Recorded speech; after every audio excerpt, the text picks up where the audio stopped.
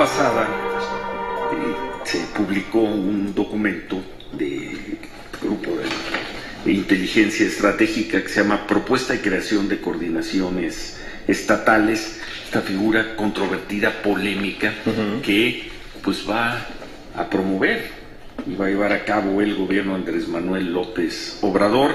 Leo la introducción porque es muy clara. Dice: en seguimiento a la política de austeridad y de eliminación de burocracia, el 12 de julio el presidente electo Andrés Manuel López Obrador dio a conocer la propuesta de eliminar las delegaciones del gobierno federal. Hago un paréntesis, que recordar que en la mayor parte de los estados hay la delegación de la Secretaría de la SEDATU, de la Secretaría de Comunicaciones y Transportes, de Medio Ambiente. Hay una enorme cantidad de delegaciones en prácticamente todos los estados. Recupero el texto, dice: dio a conocer la propuesta de eliminar las delegaciones del gobierno federal en los estados y concentrarlos en una figura denominada coordinadores estatales.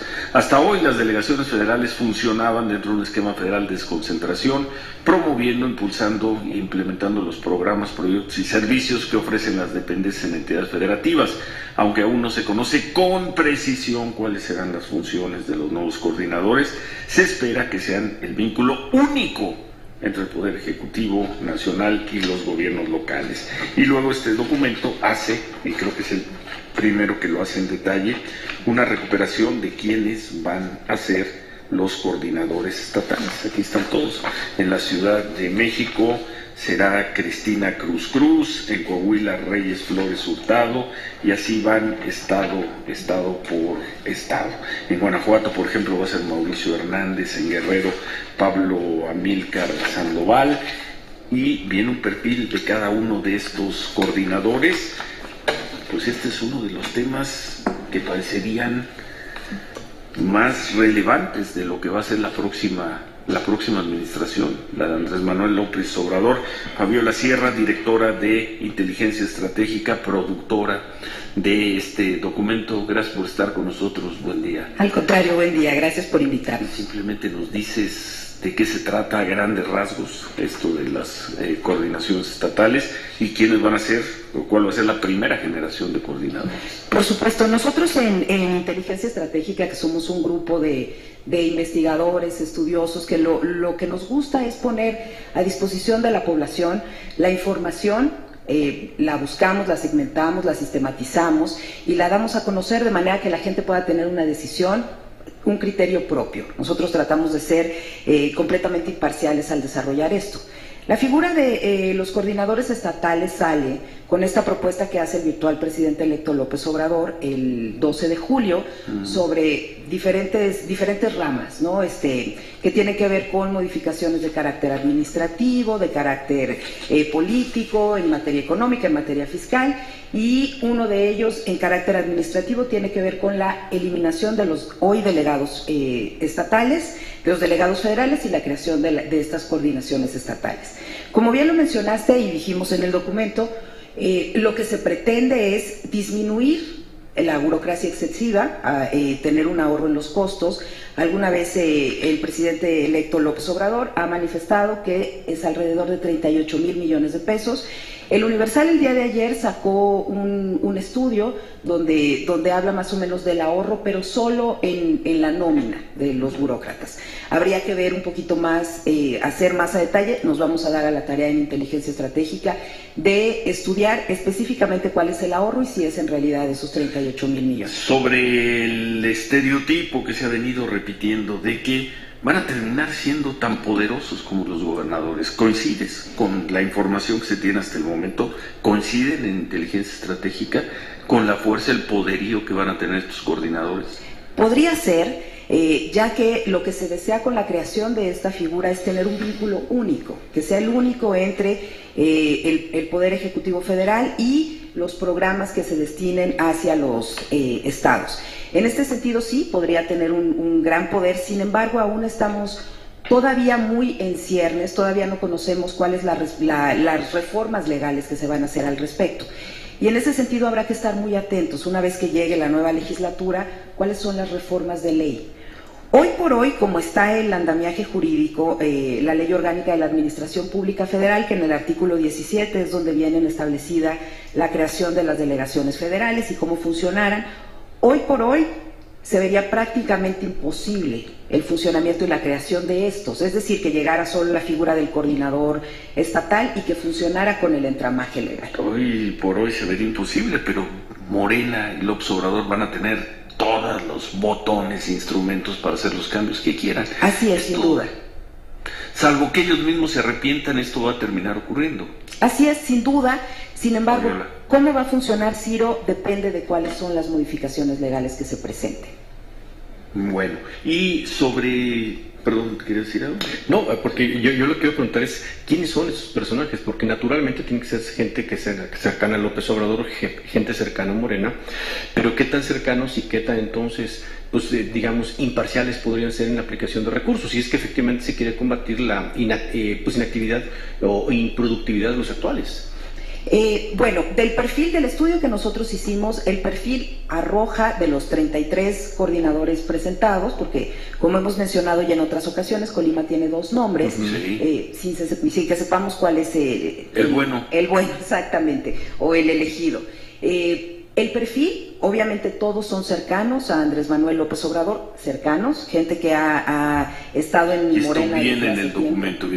Así es, viene en el documento desde cuándo data la relación que tienen con Morena, y esto los hace personajes obviamente cercanos, obviamente personajes de confianza, que pueden cumplir esta misión que hasta ahora se ha revelado que es ser un vínculo único y que se pueda supervisar el uso de los recursos, la correcta aplicación, que los programas diseñados en el Plan Nacional de Desarrollo sean ejecutados sin que se dé el libre albedrío de los gobernadores. En ese sentido sí estarán atados a la supervisión de la creación de estos personajes, de estos 32 coordinadores estatales. Solo un gobernador, al menos de lo que hemos escuchado, ha levantado la mano y ha dicho, no me gusta nada. Nada más ni siquiera gobernador funciona, es Enrique Alfaro de Jalisco. Así es, de Jalisco. Los demás o no le entienden o están en otras cosas o son los...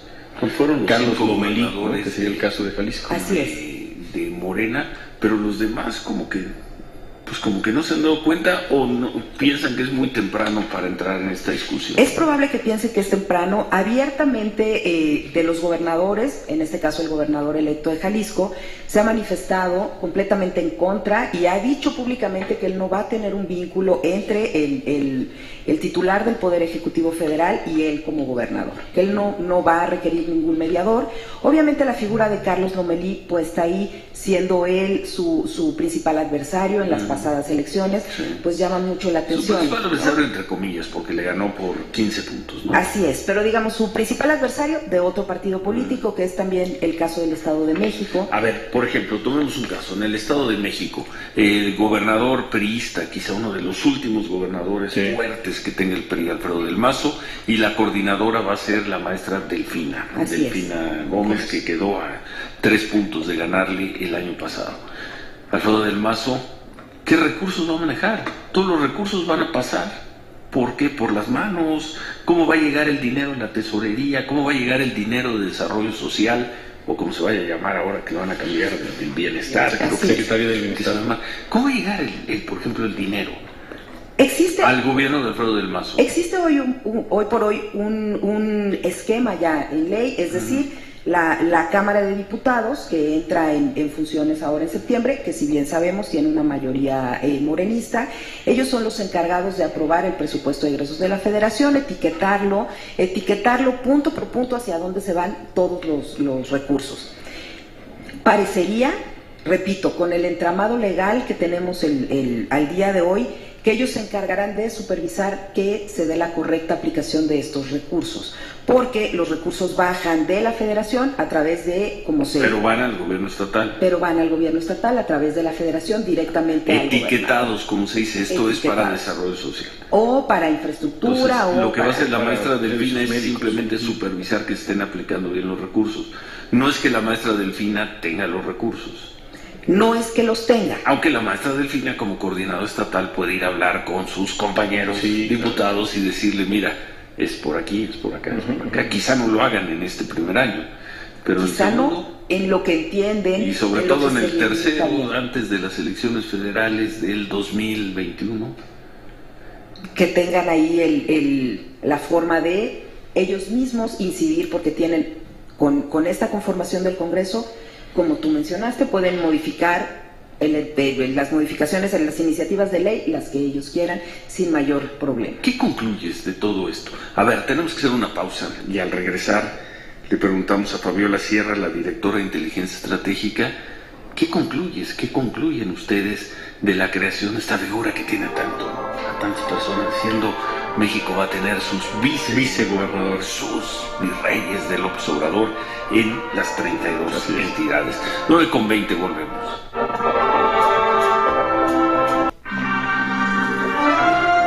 Continuamos con Ciro Gómez Leiva por la mañana.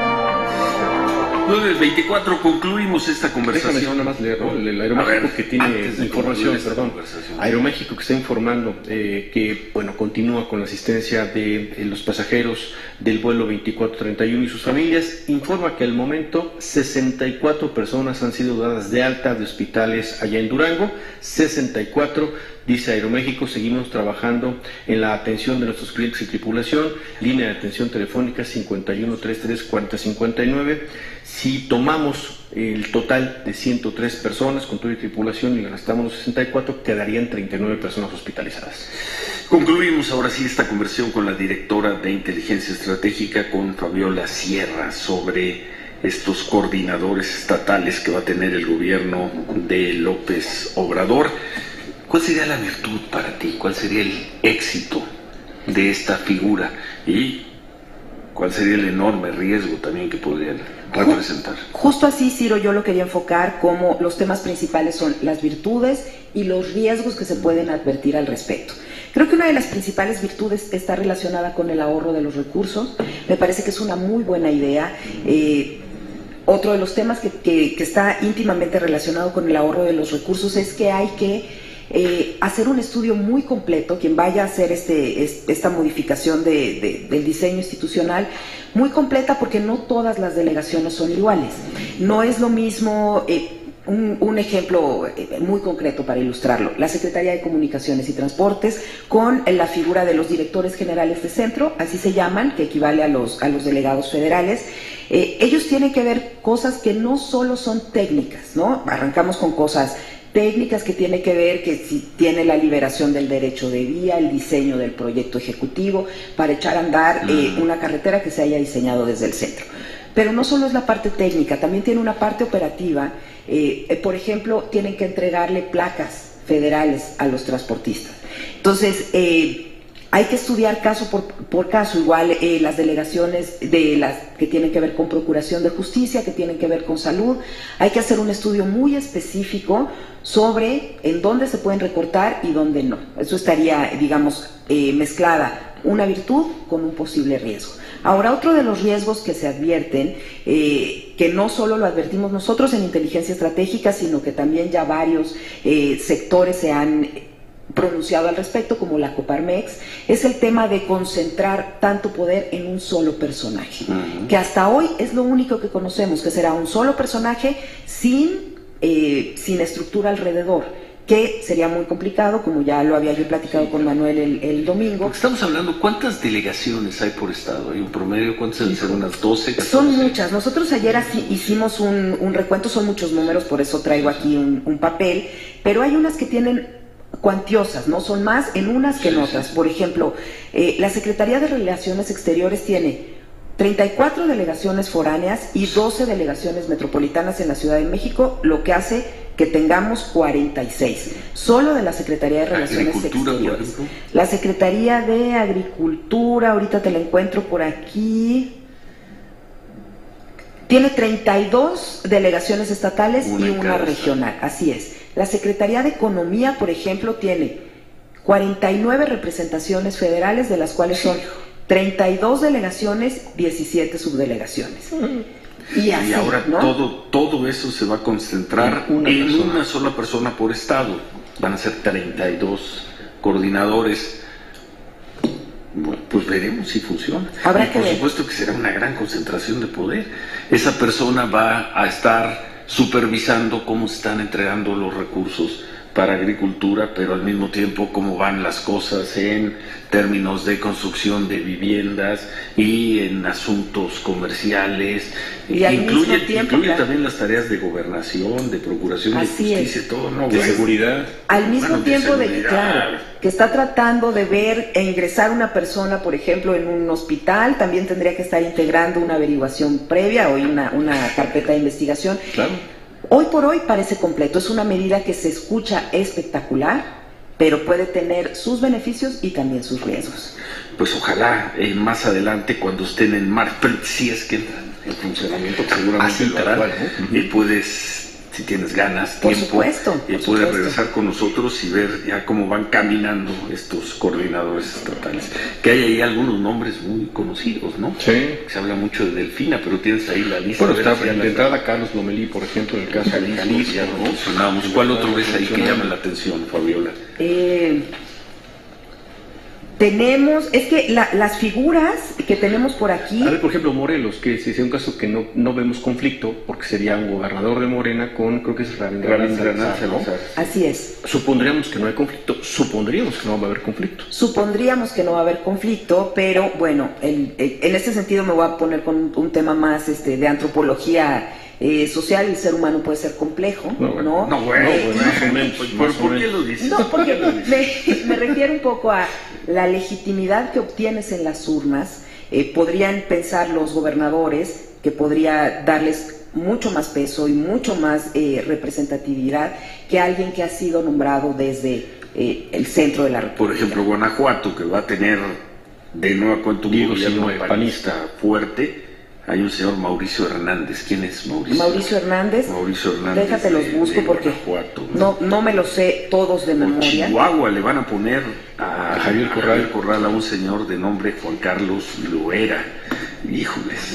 Al Bronco le van a poner a Blanca Judith Díaz Delgado. ¿No? En Tlaxcala, por ejemplo, va una experredista, ex candidata ella, Lorena Cuellar. Así es. En fin, bueno. Entonces son figuras antagónicas que habrá que también que encontrar la mejor ingenio y astucia política de los actores.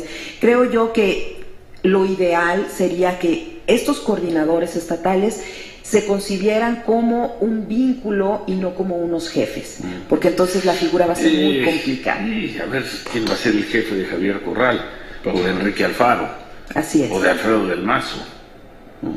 O de algunos otros gobernadores, Así de es. cuyos nombres esta mañana No queremos acordarnos. no queremos acordarnos. Pues muchas gracias Fabiola. Al contrario, Y ojalá muchas gracias a ti. ojalá no sea la última. ¿Cómo va inteligencia estratégica? Vamos muy bien, vamos muy bien.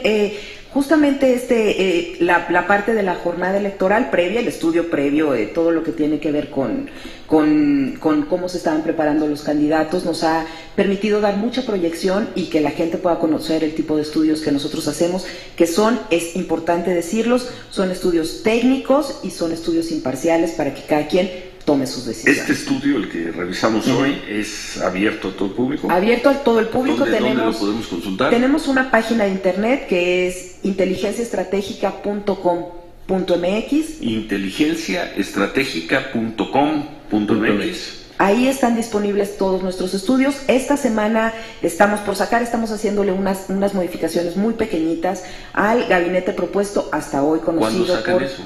Lo estaremos sacando hoy por la ¿El tarde. gabinete de López Obrador? No, de Claudia Sheinbaum. Ah, el de Claudia Sheinbaum. Así es. Uy, ¿vienes? Por supuesto, Sí, sí, encantada de la vida, aquí estaré. Pues por será supuesto. mañana porque lo sacan a la tarde. Bueno, pues Es más, sácalo mañana, no mejor. pueden ir el lunes también, tampoco. Bueno, danos chance de leerlo. leerlo. Yo Pero a ver encantada. si lunes, martes, para que lo podamos revisar nosotros. Y si quieres, bienvenida. Encantada de la vida, Qué muchísimas gracias. gusto. Muchas gracias por abrir este Fabiola, espacio. Muchas gracias. Gracias a Gracias. Fabiola Sierra, la directora de Inteligencia Estratégica. Entonces, el análisis del gabinete de Claudia Sheinbaum. Van a desaparecer las fotomultas. Esto es todo. Y a cambio, Educación vial. educación vial. Señor Layú, Esta gracias. mañana, señor Layú. Señor Layú, mire, otra vez, mire, esta mañana. Ahí está el señor Layú. Oiga, que desapareció. Oiga, es que no sé qué, desapareció. No, pero del Seúl hay muchos otros. Esta mañana, otra vez, camino al Grupo Fórmula, atrás de mí, a toda velocidad, un camión con las luces apagadas. Uno, pues porque Ya los conoces. ya, o sea, todas las ¿qué mañanas, hacen, ya no? casi sabes cuál es. Sí, Y los van a meter al orden con educación vial. sí, señor. O va a ser un acto autoritario, represivo. Educación vial. La gente lo que no quiere es ese autoritarismo del viejo tiempo. No, lo que queremos es que los camiones vayan por su carril. Y, Educación entre vial. otras cosas, que prendan las luces en la noche. Ojo, no trae batería, pero Sí, educación vial. No. No le siguen los faros. Educación Y ya vial. se van las fotomultas porque era un abuso, sale, estamos de acuerdo. Y a cambio, ¿qué? Educación vial. Como en Alemania, o velocidad libre en el segundo piso, O mejor. 220 en el segundo piso. Pues sí. Hay que acabar con el autoritarismo. Vamos a ver qué dice inteligencia estratégica del gabinete de Claudia Sheinbaum. Los Todo pasos es un son caso muy muy interesante. Por supuesto que sí, muy interesante además. 9:35, hacemos una pausa al regresar. Segundo capítulo de las memorias inéditas de Díaz Ordaz. Nos acercamos ya a No la se Plaza cubre. de las Tres Culturas, las memorias Sí, señor. que dictó y escribió de su puño y letra Gustavo Díaz Ordaz, dejó inconclusas. Hacemos una pausa y volvemos.